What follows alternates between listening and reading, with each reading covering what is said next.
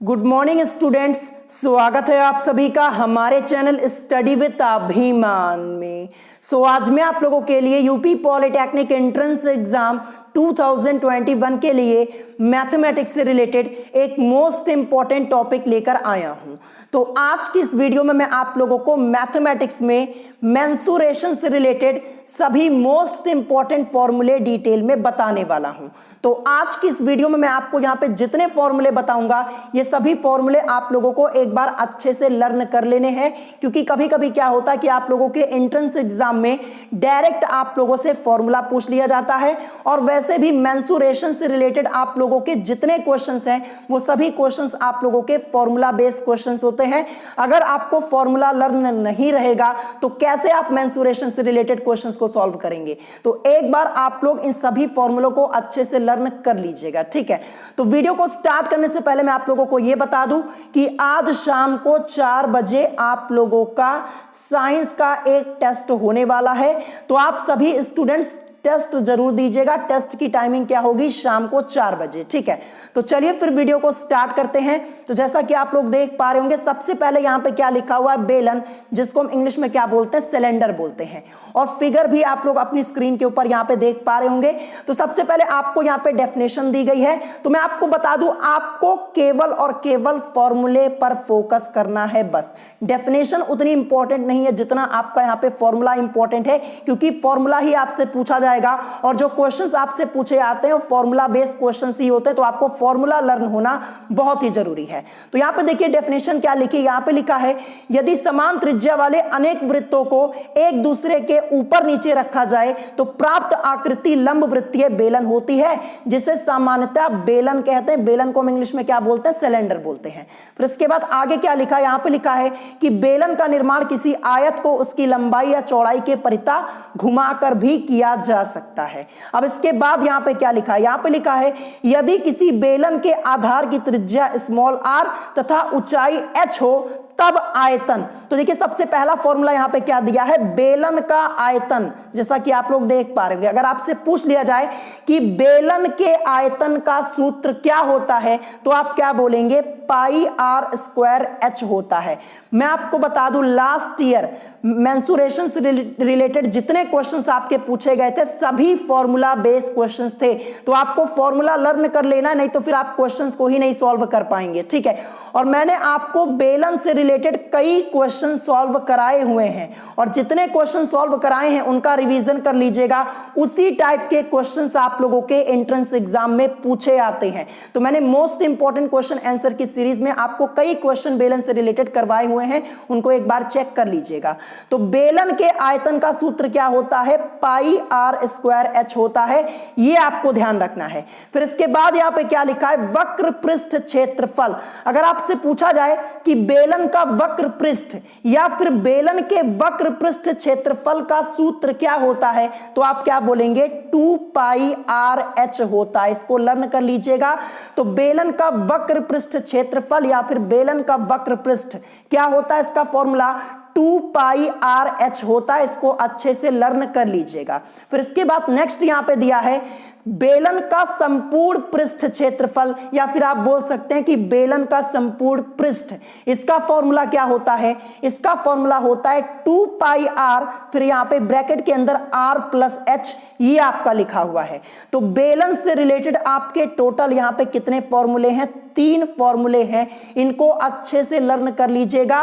Question आएगा तो इन्हीं 3 फॉर्मूले से रिलेटेड आएगा बेलन वाला, ध्यान रखिएगा। लास्ट ईयर में बता दूं, जितने मोस्ट इंपॉर्टेंट क्वेश्चन मैंने सॉल्व कराए थे बेलन से रिलेटेड, उसी टाइप के क्वेश्चंस आप लोगों के एग्जाम में आए हुए थे। तो इस बार जितने क्वेश्चन सॉल्व कराए हैं उनको एक बार अच्छे से रिवाइज कर लीजिएगा और ये फॉर्मूले अच्छे से लर्न कर लीजिएगा, ठीक है। अब इसके बाद देखते हैं नेक्स्ट हमारा क्या दिया है। नेक्स्ट हमारा यहां पे दिया है खोखला बेलन, ठीक है। ये खोखला बेलन है। अभी तक हमने सिर्फ बेलन पढ़ा, अब यहाँ पे खोखला बेलन आ गया, जिसको हम इंग्लिश में क्या बोलते हैं? हॉलो सिलेंडर बोलते हैं। फिगर आप लोग अपनी स्क्रीन के ऊपर देख पा रहे होंगे। डेफिनेशन आपकी यहाँ पे लिखी हुई है, इसको मैं आपको पहले बता देता हूं। तो यहाँ पे लिखा है कि खोखला बेलन समान ऊंचाई तथा विभिन्न त्रिज्याओं के 2 बेलनों से बनी आकृति है। यदि किसी खोखले बेलन की आंतरिक त्रिज्या r, बाह्य त्रिज्या कैपिटल R तथा ऊंचाई h हो तब तो सबसे पहले यहां पे आयतन लिखा हुआ है और ये खोखले बेलन का आयतन है, ध्यान रखिएगा। अगर आपसे पूछा जाए कि खोखले बेलन के आयतन का सूत्र क्या होता है तो आपका आंसर क्या होगा, पाई एच कैपिटल आर स्क्वायर और माइनस स्मॉल आर स्क्वायर। ये खोखले बेलन के आयतन का सूत्र होता है, ये आपको ध्यान रखना है। देखिए डायरेक्ट आपसे फॉर्मूला भी पूछा जा सकता है, तो फॉर्मूला एक बार लर्न कर लीजिएगा। फिर इसके बाद यहाँ पे वक्र पृष्ठ क्षेत्रफल और ये खोखले बेलन का है, ध्यान रखिएगा। अगर आपसे पूछा जाए कि खोखले बेलन का वक्र पृष्ठ या फिर खोखले बेलन का वक्र पृष्ठ क्षेत्रफल, इसका फॉर्मूला क्या होता है, तो आप बोलेंगे 2 pi H capital R plus small r. देखिए यहां पे कैपिटल आर आपकी बाह्य त्रिज्या है और जो स्मॉल आर है ये आंतरिक त्रिज्या है, ये आपको ध्यान रखना है। यहां पे फिगर में भी आप लोगों को दिख रहा होगा। फिर इसके बाद यहां पे क्या है, संपूर्ण पृष्ठ क्षेत्रफल, यानी खोखले बेलन का संपूर्ण पृष्ठ या फिर खोखले बेलन का संपूर्ण पृष्ठ क्षेत्रफल, इसका सूत्र क्या होता है, इसका फॉर्मूला आपका होता है 2 pi H capital R plus small r, फिर इसके बाद प्लस 2 पाई कैपिटल आर का स्क्वायर माइनस स्मॉल आर का स्क्वायर। तो ये फॉर्मूला थोड़ा लेंदी है। देखिए कैसे आपसे क्वेश्चन पूछा जाएगा, आपसे पूछ लिया जाएगा कि खोखले बेलन का संपूर्ण पृष्ठ क्षेत्रफल होता है। 4 ऑप्शन आपको दे दिए जाएंगे जिसमें आपका ये वाला भी ऑप्शन रहेगा। तो अगर आपको लर्न रहेगा तो आप आंसर कर पाएंगे, या फिर आपसे यहां पे खोखले बेलन के संपूर्ण पृष्ठ क्षेत्रफल से रिलेटेड कोई क्वेश्चन पूछ लिया जाएगा। मैंने आपको पहले ही बताया जो मेंसुरेशन के क्वेश्चंस होते हैं वो फॉर्मूला बेस्ड क्वेश्चन होते हैं। अगर आपको फॉर्मूला पता होगा तभी लगा पाएंगे, उसके लिए कोई अलग से ट्रिक नहीं होती है। तो खोखले बेलन से रिलेटेड आपके इतने फॉर्मूले यहां पे दिए गए हैं, इनको एक बार अच्छे से पढ़ लीजिएगा। अब इसके बाद देखते हैं नेक्स्ट क्या दिया है। नेक्स्ट आपका दिया है शंकु, ध्यान रखिएगा, जिसको हम इंग्लिश में क्या बोलते हैं, कोन बोलते हैं।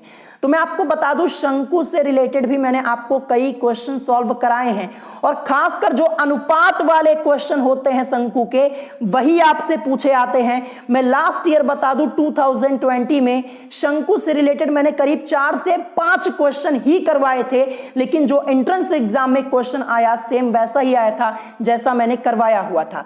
तो इंपॉर्टेंट क्वेश्चन आंसर की सीरीज में मैंने मेंसुरेशन से रिलेटेड जितने क्वेश्चन आपको कराए हैं उनको एक बार चेक कर लीजिएगा और जो 2020 में क्वेश्चंस आए हुए थे उनको भी एक बार देख लीजिएगा, ठीक है। तो यहां पे देखते हैं शंकु, जिसको हम इंग्लिश में बोलते हैं कोन। तो देखिए फिगर आपको अपनी स्क्रीन के ऊपर दिख रहा होगा। देखिए मैं डेफिनेशन और फिगर आपको उतना डिटेल में नहीं बता रहा हूं क्योंकि इतना टाइम आप लोगों के पास नहीं है। मैं सिर्फ फॉर्मूला आपको समझा दे रहा हूं, फॉर्मूला आपको अच्छे से लर्न कर लेना है बस। तो यहां पे देखिए डेफिनेशन में लिखा हुआ है कि किसी समकोण त्रिभुज की समकोण बनाने वाली भुजाओं में से किसी एक के परिता त्रिभुज को घुमाने से बनी आकृति लंब वृत्तीय शंकु कहलाती है, जिसे सामान्यतः शंकु कहते हैं। फिर इसके बाद देखिए यहां पे क्या लिखा है, यहां पे लिखा है यदि शंकु के आधार की त्रिज्या स्मॉल आर, ऊंचाई h तथा त्रियक ऊंचाई l, क्या त्रियक ऊंचाई l हो, तो मैं आपको बता दूं त्रियक ऊंचाई से रिलेटेड एक क्वेश्चन आपका यूपी पॉलिटेक्निक एंट्रेंस एग्जाम 2020 में पूछा गया था।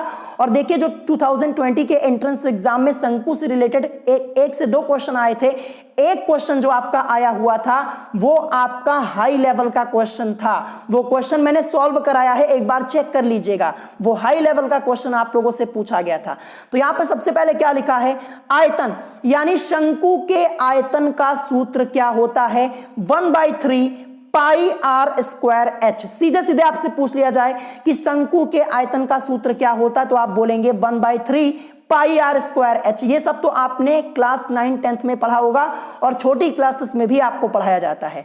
फिर इसके बाद यहाँ पे वक्र पृष्ठ क्षेत्रफल लिखा है, शंकु का वक्र पृष्ठ या फिर शंकु का वक्र पृष्ठ क्षेत्रफल, इसका फॉर्मूला क्या होता है, पाई आर एल होता है। क्या होता है, पाई आर एल होता है, ये आपको ध्यान रखना है। फिर इसके बाद यहां पे शंकु का संपूर्ण पृष्ठ क्षेत्रफल या फिर आप बोल सकते हैं कि शंकु का संपूर्ण पृष्ठ, इसका सूत्र क्या होता है, तो इसका होता है पाई आर, फिर इसके बाद आर प्लस एल, ये आपका फॉर्मूला होता है, यहाँ पे आपका लिखा हुआ है। इन सब फॉर्मूले को नोट करके आज के आज ही लर्न कर लीजिएगा, क्योंकि कोई भी क्वेश्चन आपसे पूछा जा सकता है शंकु से रिलेटेड। अगर आपको फॉर्मूला लर्न रहेगा ना तो मेंसुरेशन के क्वेश्चंस आप बड़े आसानी से सॉल्व कर पाएंगे। अब इसके बाद यहाँ पे शंकु की त्रियक ऊंचाई, जिसको हम L से रिप्रेजेंट करते हैं, किससे? L से, ध्यान रखिएगा। तो L इज इक्वल टू आपका क्या होता है? अंडर रूट के अंदर h का स्क्वायर प्लस r का स्क्वायर। ये किसका फॉर्मूला है? शंकु की त्रियक ऊंचाई का। ये आपसे पूछा भी जा सकता है, तो ये फॉर्मूले एक बार अच्छे से पढ़ लीजिएगा। ये आपका शंकु से रिलेटेड फॉर्मूला यहाँ पे दिया गया है, और इन्हीं फॉर्मूलों से रिलेटेड आपके क्वेश्चंस होते हैं। इससे बाहर आपका एक भी क्वेश्चन नहीं पूछा जाता है, और खासकर अनुपात वाला क्वेश्चन आपसे ज्यादा पूछा जाता है, और अनुपात वाले सभी क्वेश्चन मैंने आपको करवा दिए, एक बार देख लीजिएगा। अब आते हैं नेक्स्ट यहां पे दिया हुआ है शंकु का छिन्नक। तो देखिए ये इतना इंपॉर्टेंट टॉपिक नहीं है, लेकिन फॉर्मूले आपके दिए गए हैं तो एक बार मैं आपको बता देता हूं। तो देखिए फिगर आपको यहां पे दिख रहा होगा, यहां पे लिखा है यदि किसी शंकु को उसके आधार के समांतर किसी समतल द्वारा काटा जाए तो शंकु के नीचे का भाग शंकु का छिन्नक कहलाता है। यदि छिन्नक के सिरों की त्रिज्याएं r व कैपिटल R हो तथा छिन्नक की ऊंचाई h हो तब आयतन। देखिए ये शंकु के छिन्नक की बात यहां पे हो रही है, तो आयतन जो होगा यहां पे छिन्नक से रिलेटेड आपका होगा। तो फॉर्मूला आपका क्या हो जाएगा? 1/3 पाई h कैपिटल R का स्क्वायर प्लस स्मॉल r का square plus capital R small r। देखिए ये क्वेश्चन आपसे पूछे जाने के चांसेस कम है। शंकु के छिन्नक से रिलेटेड क्वेश्चंस आपसे अभी तक पूछे नहीं गए हैं, लेकिन हो सकता है फॉर्मूला आपसे पूछ लिया जाए, तो एक बार देख लीजिएगा, ठीक है। फिर इसके बाद यहाँ पे वक्र पृष्ठ क्षेत्रफल दिया है, ये शंकु के छिन्नक का है, ध्यान रखिएगा। तो क्या लिखा है? Pi capital R plus small r, और यहाँ पे L लिखा हुआ है। फिर इसके बाद संपूर्ण पृष्ठ क्षेत्रफल दिया है pi capital R plus small r, फिर L, फिर पाई R स्क्वायर, कैपिटल R लिखा हुआ है, ध्यान रखिएगा। फिर इसके बाद पाई, फिर स्मॉल r स्क्वायर, ये आपका लिखा हुआ है। तो फॉर्मूला आपका काफी लेंदी है। देखिए अगर आपको प्रॉब्लम होती है तो इसको एक बार छोड़ दीजिएगा, रहने दीजिएगा, इसको मत पढ़िएगा, क्योंकि देखिए शंकु के छिन्नक से रिलेटेड क्वेश्चंस ज्यादा पूछे नहीं जाते हैं। मैं आपको इसलिए बता दे रहा हूं क्योंकि पेपर इस बार ऑनलाइन होने वाला, तो कहीं से भी क्वेश्चन पूछ लिया जाएगा। अगर आपको समझ में आता है, आप याद कर पाते तो याद करिएगा, नहीं तो फिर स्किप कर दीजिएगा। फिर इसके बाद यहाँ पे त्रियक ऊंचाई दी गई है, और ये शंकु के छिन्नक की है, ध्यान रखिएगा। तो यहाँ पे अंडर रूट के अंदर h का स्क्वायर प्लस कैपिटल R और माइनस स्मॉल r का स्क्वायर, ये त्रियक ऊंचाई हो जाएगी शंकु के छिन्नक की, ठीक है। फिर इसके बाद यहाँ पे क्या लिखा है? एक नोट पॉइंट लिखा है, यदि किसी आकृति को पिघलाकर दूसरी आकृति बनाई जाए तो आकृतियों का आयतन बराबर होगा। ये क्वेश्चन आपसे पूछा जा सकता है, ध्यान रखिएगा।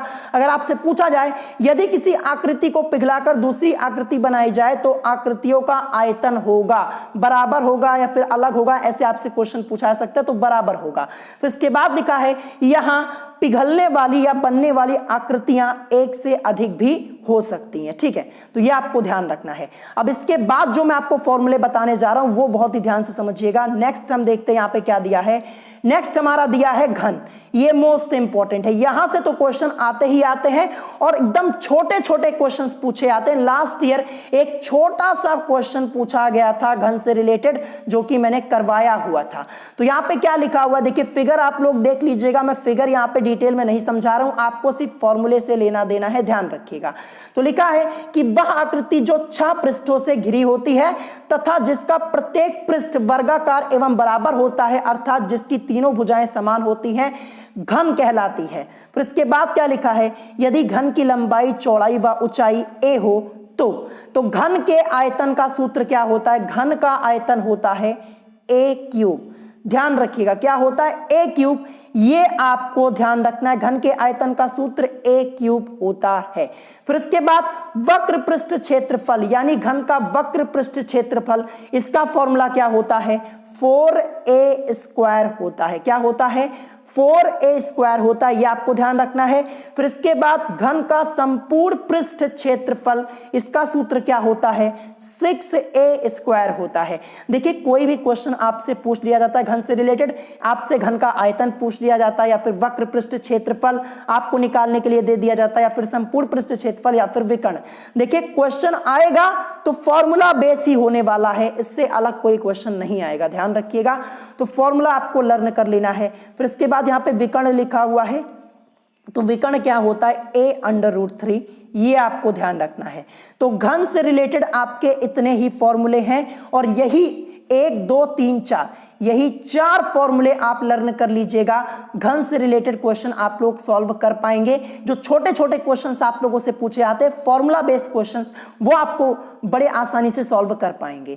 अब इसके बाद देखते हैं घन के बाद क्या दिया है, घनाभ दिया है। तो देखिए घनाभ का यहाँ पे फिगर बना हुआ है। डेफिनेशन क्या लिखी है कि वह आकृति जो 6 पृष्ठों से घिरी होती तथा जिसका प्रत्येक पृष्ठ आयताकार होता है एवं आमने सामने के पृष्ठ बराबर होते हैं, घनाभ कहलाती है। यदि घनाभ की लंबाई, चौड़ाई तथा ऊंचाई क्रमशः L, B, H हो तो देखिए सबसे पहले घनाभ का आयतन क्या होता है, घनाभ का आयतन होता है L, ठीक है। L से मतलब हमारा क्या होता है, लंबाई, लेंथ। फिर इसके बाद यहाँ पे B से हमारा मतलब क्या होता है, ब्रेथ यानी चौड़ाई। और फिर इसके बाद H से मतलब हाइट यानी ऊंचाई होता है, ये आपको ध्यान रखना है, ठीक है।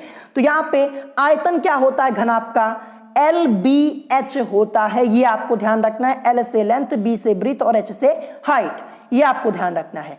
फिर इसके बाद वक्र पृष्ठ क्षेत्रफल यानी घनाभ का वक्र पृष्ठ क्षेत्रफल क्या होता है, 2, फिर ब्रैकेट के अंदर L + B और बाहर आपका यहाँ पे H होता है, जहां पे L क्या है, लेंथ, B है ब्रीथ और H हाइट, ये आपको ध्यान रखना है। फिर इसके बाद संपूर्ण पृष्ठ क्षेत्रफल यानी घनाभ का संपूर्ण पृष्ठ क्षेत्रफल क्या होता है, ये आपका होता है 2, फिर ब्रैकेट के अंदर LB + BH + HL, ये आपका होता है। जहां पे देखिए L से मतलब लेंथ, B से ब्रीथ होता है, H से हाइट, ये आपको ध्यान रखना है। और विकर्ण क्या होता है, घनाभ का विकर्ण क्या होता है, तो इसका देखिए अंडर रूट के अंदर L² + B² + H², यही इसका फॉर्मूला होता है, ये विकर्ण का होता है, यहाँ पे लिखा हुआ है। इन सभी फॉर्मूले को आप लोग नोट कर लीजिएगा, क्योंकि फॉर्मूले भी आपसे पूछे आ सकते हैं या फिर इन्हीं फॉर्मूले से रिलेटेड आपके क्वेश्चंस होने वाले हैं। फिर इसके बाद यहाँ पे एक नोट पॉइंट लिखा है कि कमरा एक घनाभाकार आकृति है, जो रूम होता है वो एक घनाभाकार आकृति है जिसकी चारों दीवारों का क्षेत्रफल क्या होता है, इसका फॉर्मूला दिया है 2L + B और फिर इसके बाद यहाँ पे H लिखा हुआ है, क्योंकि देखिए ऊपर वक्र पृष्ठ क्षेत्रफल भी आपको यहाँ पे बताया गया था। तो यहाँ पे आपको ध्यान रखना है कि कमरा एक क्या है, घनाभाकार आकृति है जिसकी चारों दीवारों का क्षेत्रफल, जैसे मान लीजिए यहाँ पे आपसे कमरे से रिलेटेड कोई क्वेश्चन पूछा जाता है, उसकी चारों दीवारों का क्षेत्रफल आपसे पूछा जाता है, तो फॉर्मूला आपको यही यूज करना है, ठीक है। अब इसके बाद देखते हैं नेक्स्ट क्या दिया है। नेक्स्ट यहाँ पे प्रिज्म आ जाता है। तो देखिए केवल और केवल हम फॉर्मूले पर फोकस कर रहे हैं, हमें डेफिनेशन से उतना मतलब नहीं है, आपसे फॉर्मूला ही पूछा जाएगा। तो देखिए प्रिज्म क्या लिखा है यहाँ पे लिखा है कि वह ठोस ज्यामितीय आकृति जिसके दोनों अंतः सिरे सर्वांगसम और समांतर हो तथा पार्श्व पृष्ठ आयत हो, प्रिज्म कहलाती है। फिर इसके बाद यहाँ पे देखिए आपको कुछ फिगर यहाँ पे दिए गए हैं, ये प्रिज्म के हैं, जैसा कि आप लोग देख पा रहे होंगे। तो हमें यहाँ पे फिगर से मतलब नहीं, हमें यहाँ पे फॉर्मूले से मतलब है। तो प्रिज्म का आयतन, अगर आपसे पूछा जाए कि प्रिज्म के आयतन का सूत्र क्या होता है, तो ये आपका होता है आधार का क्षेत्रफल और गुणे ऊंचाई। क्या होता है, आधार का क्षेत्रफल गुणे ऊंचाई, ये आपको ध्यान रखना है। फिर इसके बाद लिखा है प्रिज्म का वक्र पृष्ठीय क्षेत्रफल, जिसका फॉर्मूला क्या होता है, आधार का परिमाप और गुणे ऊंचाई होता है। फिर इसके बाद यहाँ पे लिखा है संपूर्ण पृष्ठीय क्षेत्रफल, यानी प्रिज्म का संपूर्ण पृष्ठ क्षेत्रफल या फिर पृष्ठीय क्षेत्रफल, बोलिए बात एक ही होगी। क्या होता है, वक्र पृष्ठीय क्षेत्रफल +2 और आधार का क्षेत्रफल, ये आपका प्रिज्म से रिलेटेड फॉर्मूला दिया हुआ है। देखिए प्रिज्म से रिलेटेड ज्यादा क्वेश्चन आपके एंट्रेंस एग्जाम में पूछे नहीं जाते, मैं आपको पहले ही बता दूं। कभी कभी क्या होता है, एक क्वेश्चन पूछ लिया जाता है, नहीं तो वो भी नहीं आता। लेकिन घन और घनाभ से रिलेटेड आता है, शंकु और बेलन से रिलेटेड क्वेश्चन आपको जरूर देखने को मिलेंगे, ध्यान रखिएगा। अब इसके बाद देखते हैं नेक्स्ट यहाँ पे दिया है पिरामिड, जिसको इंग्लिश में पिरामिड ही बोलते हैं। अब यहाँ पे देखते हैं पिरामिड यहाँ पे लिखा क्या है। तो यहाँ पे लिखा है कि वह ठोस ज्यामितीय आकृति जिसका आधार कोई भी एक बहुभुज हो तथा शेष फलक समद्विबाहु त्रिभुज हो, जो एक ही शीर्ष पर मिलते हो पिरामिड कहलाती है। तो डेफिनेशन से हमें उतना खास मतलब है नहीं। यहाँ पे देखिए फिगर आपका बना हुआ है, हम देखेंगे केवल फॉर्मूले को, क्योंकि इतना टाइम नहीं है कि मैं आपको यहाँ पे एक एक पॉइंट डिटेल में समझाऊं। बस फॉर्मूले एक बार आप लोग अच्छे से देख लीजिए बस। तो यहाँ पे देखिए पिरामिड का आयतन क्या होता है, 1/3 इंटू आधार का क्षेत्रफल गुणे ऊंचाई। सीधे सीधे आपसे पूछ लिया जाए कि पिरामिड के आयतन का सूत्र क्या होता है। देखिए यही सब फॉर्मूले स्टूडेंट्स पढ़ते नहीं और यही पूछे आते हैं। तो पिरामिड का आयतन 1/3 इंटू आधार का क्षेत्रफल गुणे ऊंचाई होता है। फिर उसके बाद पिरामिड का वक्र पृष्ठीय क्षेत्रफल क्या होता है, 1/2 इंटू आधार का परिमाप और गुणे त्रियक ऊंचाई होता है। फिर इसके बाद संपूर्ण पृष्ठीय क्षेत्रफल यानी पिरामिड का संपूर्ण पृष्ठीय क्षेत्रफल क्या दिया है, वक्र पृष्ठीय क्षेत्रफल प्लस आधार का क्षेत्रफल। ये आपका फॉर्मूला लिखा है। अब एक पॉइंट यहां पे दिया है, यदि पिरामिड का आधार समबाहुभुज ना होकर कोई बहुभुज हो तब पिरामिड का वक्र पृष्ठीय क्षेत्रफल अलग अलग सभी पृष्ठों के क्षेत्रफल के योग के बराबर होता है। ये एक इंपॉर्टेंट पॉइंट आपका यहाँ पे लिखा हुआ है, ठीक है। अब इसके बाद देखते हैं नेक्स्ट हमारा क्या दिया है। नेक्स्ट आपका दिया है समचतुष्फलक, ठीक है। जैसा कि आप लोग देख पा रहे होंगे, ये आपसे देखिए यहां से क्वेश्चन पूछे आते हैं और समचतुष्फलक से रिलेटेड 2 से 3 क्वेश्चन मैंने आपको मोस्ट इंपॉर्टेंट सॉल्व कराए हैं, उनको चेक कर लीजिएगा, ठीक है। इंग्लिश में से क्या बोलते हैं, टेट्राहाइड्रोन बोलते हैं, ये आपको ध्यान रखना है। देखिए यहां पे आपका फिगर बना हुआ है समचतुष्फलक का। तो देखिए क्या लिखा है कि समचतुष्फलक 4 समान फलकों वाला पिरामिड होता है। इसका एक आधार तथा 3 पार्श्व सतहें होती हैं। इसकी सभी भुजाएं समान होती है। ध्यान रखिएगा जो समचतुष्फलक है इसकी सभी भुजाएं समान होती है। यदि समचतुष्फलक की प्रत्येक भुजा क्या हो, ए हो, तब समचतुष्फलक का आयतन, सीधे सीधे आपसे फॉर्मूला पूछा जा सकता है कि समचतुष्फलक का आयतन क्या होता है, या फिर इसी से रिलेटेड आपका एक क्वेश्चन हो जाएगा, आपसे पूछ लिया जाएगा कि आपको कुछ आंकड़े दे दिए जाएंगे और आपसे पूछा जाएगा कि समचतुष्फलक का आयतन ज्ञात कीजिए। तो फॉर्मूला आपका यहाँ पे क्या लिखा हुआ है, √2 अपॉन में 12 और a³। ये किसका फॉर्मूला है, समचतुष्फलक के आयतन का। तो इसको अच्छे से एक बार देख लीजिएगा।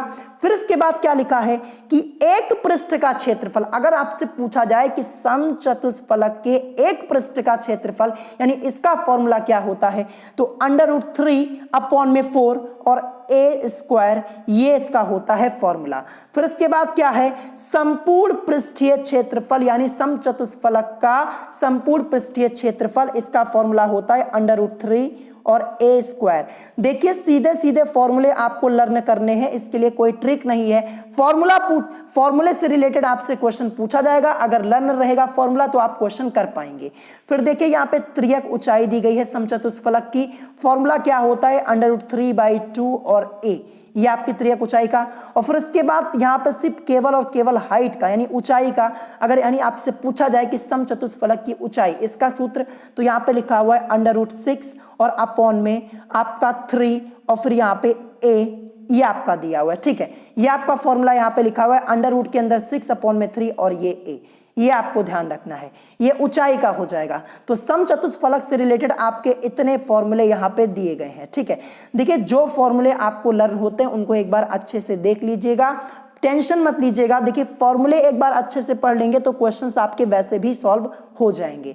अब इसके बाद आते हैं नेक्स्ट, जो कि आज का हमारा लास्ट टॉपिक होगा, गोले से रिलेटेड, जो कि जितने फॉर्मूले वो मैं आपको बता देता हूं, क्योंकि देखिए यहां से आपके क्वेश्चन जरूर आएंगे आपके एंट्रेंस एग्जाम में इस बार। और देखिए गोले से रिलेटेड कई मैंने क्वेश्चन कराए हुए हैं इंपॉर्टेंट क्वेश्चन आंसर की सीरीज में, जो क्वेश्चन आपके एंट्रेंस एग्जाम में पूछे आ सकते, सेम उसी पैटर्न के क्वेश्चन कराए हुए हैं। एक बार प्लेलिस्ट चेक कर लीजिएगा 2021 की मैथमेटिक्स की, वहां पे आपको सभी वीडियोस लाइन से मिल जाएंगी।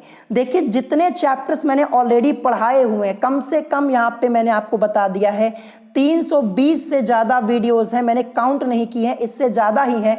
इतनी वीडियोस मैंने बनाई हुई है एंट्रेंस एग्जाम से रिलेटेड, पॉलिटेक्निक एंट्रेंस एग्जाम से रिलेटेड। अगर आप लोगों ने अच्छे से पढ़ा है, रिवीजन किया है, तो आपको क्वेश्चंस जरूर मिलेंगे। अब देखते हैं यहाँ पे गोला, जिसको इंग्लिश में क्या बोलते हैं, स्फीयर बोलते हैं। तो यहाँ पे क्या लिखा है कि ऐसी आकृति जिसकी सतह का प्रत्येक बिंदु एक निश्चित बिंदु से समान दूरी पर स्थित हो, गोला कहलाता है यानी स्फीयर कहलाता है। वह निश्चित बिंदु गोले का केंद्र तथा वह समान दूरी गोले की त्रिज्या कहलाती है। फिगर आप लोग देख पा रहे होंगे। फिर यहाँ पे क्या लिखा, यदि गोले की त्रिज्या r हो तो आयतन, अगर आपसे पूछा जाए कि गोले के आयतन का सूत्र क्या होता है तो आप बोलेंगे 4/3 पाई r क्यूब।